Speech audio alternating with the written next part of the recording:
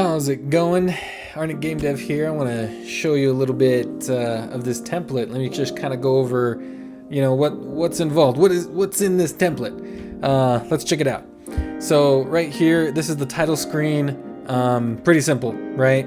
Some background music, and there's events with information on, changing up the background music, the scene transitions, all that jazz. But we're gonna go ahead and we can press any button, or we can press we can click the mouse. So let's go ahead and click the mouse, and there you go, a little transition.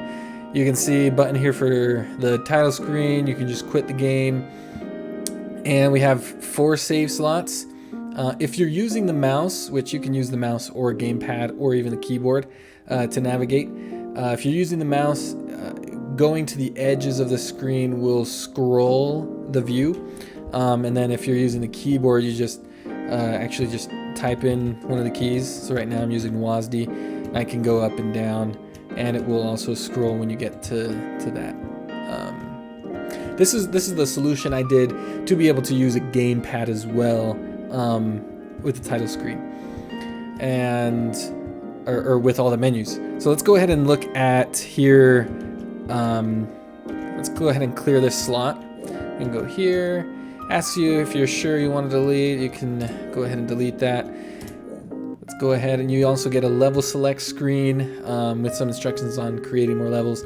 If you do see a little bit of lag here, it's because OBS Studio, my recording software, doesn't work quite well with GDevelop when I'm trying to preview and present things.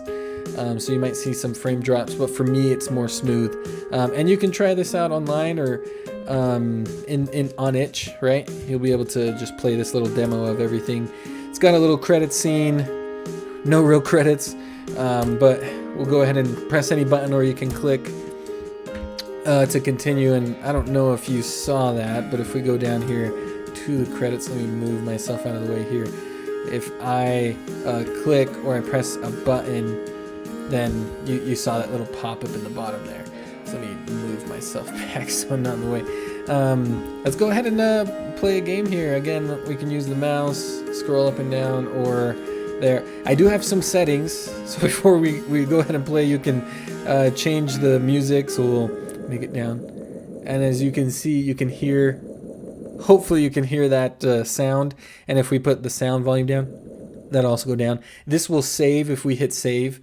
As you see, there's no sound here, and then we can go back up here to the settings again and add the sound again, and then save that.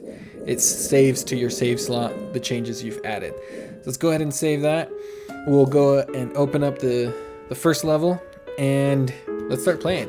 So right here, we have the little mage character. You can swap the mage character out for your own assets. I put little instructions here for different things you can do. So you can jump, you can double jump, and all of these settings can actually be toggled via variables in the global variables, and I'll kind of show that in a little bit. But you can jump, double jump, you can wall slide and wall jump. Wall jumping is different from normal jumping, just so you know. You can do a dive, downward ground slam is what I call it. You do that while you're in the air. You can attack, throw some fireballs. We'll have some enemies that you can see, but got some coin collecting. You can see here up top, there's a level timer, and then each on the level select screen, you'll be able to see your fastest time. We got some health over here in the corner, and the amount of coins you've collected, all part of it. Got some foliage, groundwork, some parallax, actually background. Let's collect some coins, kind of go through this level. Again, if it's laggy, it's the OBS Studio with this, but try it out online and let me know what you think. You can play around with it. We've got this first platform, so these are actually jump through platforms. Then we got this moving platform that goes back and forth. Let's collect some coins, and then we got these up and down platforms. Let's see, this is a little heal area. Again, if you don't like the way it looks, you can change it up. But this is a platform that goes around in circles. that we can play around with. And let's go ahead and keep going. Dash. And look, I made a little arrow so you know where to go. Isn't that cool? And you can wall slide a little bit slowly, jump. And if you have a single jump, you can climb up, kind of like Hollow Knight. If you've ever played Hollow Knight, you kind of have that ability. And then with the double jump, it just makes it faster, right, to scale up the walls. Make it so that all you have to do is just press a button. Depending on, and it has to be the width of a platform, but you can press a button to just jump. You don't have to use the joystick or arrows to kind of scale up these walls. And then you can dash. But yeah, here's the little finish line. I'll have a little jingle when we run into it. Ta-da! And there we go. So that's the first one.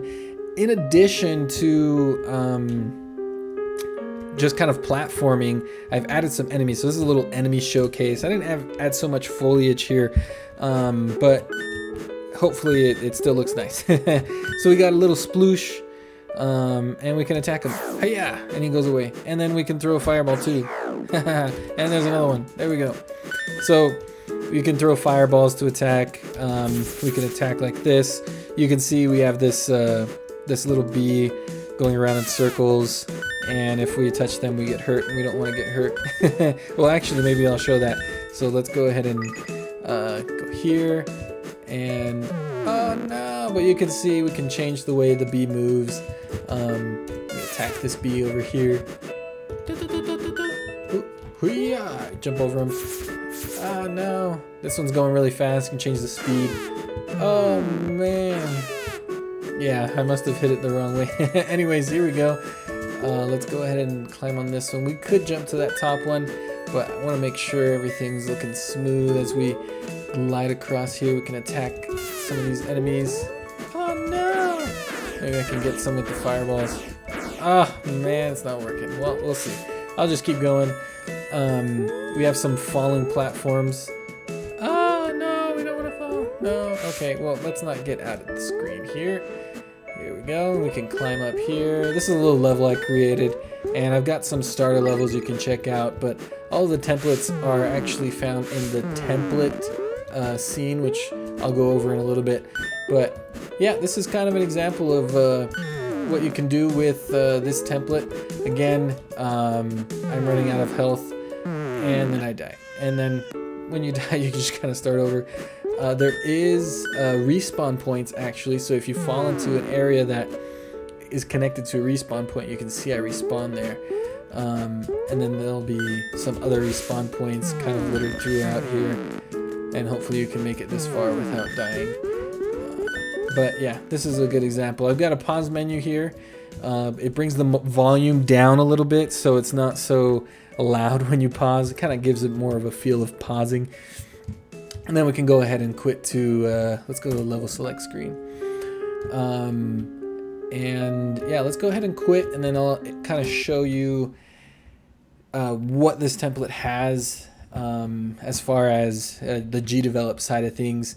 If we open up here in the manager, you can kind of see all the different scenes we have, the title screen, save slot, clear, all of this, the 3 levels, the starter level, template.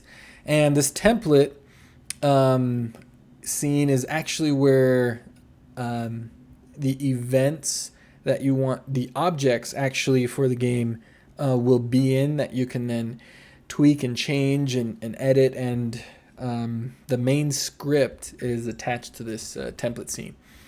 These are the extensions this uses, and then all of the external events. A lot of them are transitions for the state machine, the player state machine. And we also have, you know, some of the enemies here and the platforms. And so let's go ahead and open up the template scene, which I already have open here. And you can see this is also just a little level with a showcase. We have all of the parallax layers. You get 2 foreground and 3 background layers, and a 4th background layer for like the, you know, just a standard background that doesn't move in parallax.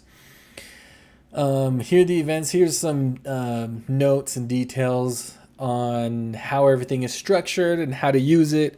And then, if you have any questions, you can post a comment here in itch, and then I'll see if I can help you out with that. And then, we have all of these comments within here. You'll see some of the enemies. This is the actual scene. But let's go ahead and open up the main script. This is an external event sheet, and it has all of the logic that you'll need, like the player state machine. Let me just collapse it real quick.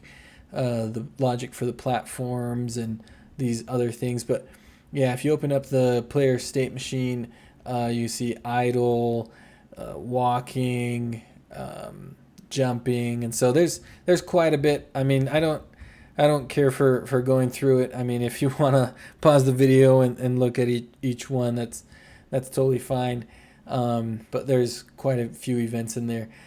Level select screen here, the different options. So yeah, this is kind of a little showcase. Just wanted to kind of show you what's in the template.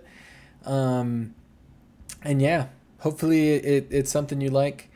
I'll have if you're watching this on YouTube, I'll have it linked in the description. And if you're watching this on itch, I hope this has been helpful.